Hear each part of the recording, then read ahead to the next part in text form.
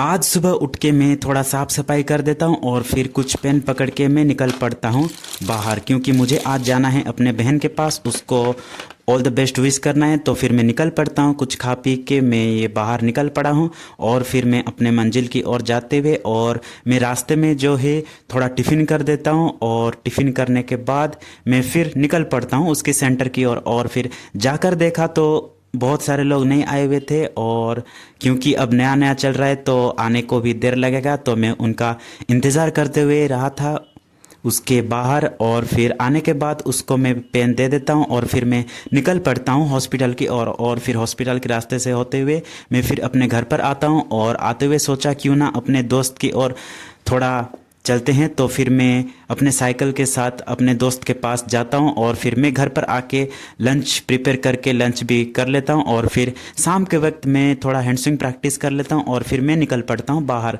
क्योंकि मुझे जाना है थोड़ा एटीएम से कुछ पैसे निकालना है, क्योंकि फ़ोन पे में जो है दोस्तों ज़्यादा पैसा खर्चा हो रहा है और ज़्यादा मैं यूज़ कर रहा हूँ, पता भी नहीं चल रहा है। तो इसीलिए सोचा क्यों ना कुछ पैसे निकाल के अपने पर्स में भी रखा जाए। बाद में अपना पिन सेट करने के बाद फिर मैं पैसा उठा लेता हूँ और फिर उसको पकड़ते हुए मैं फिर निकल पड़ता हूँ घर जाने के लिए। आप देख सकते हैं मैं फिर देखता हूँ तो पैसा आता है और मैं आज 400 रुपये निकाल रहा हूँ।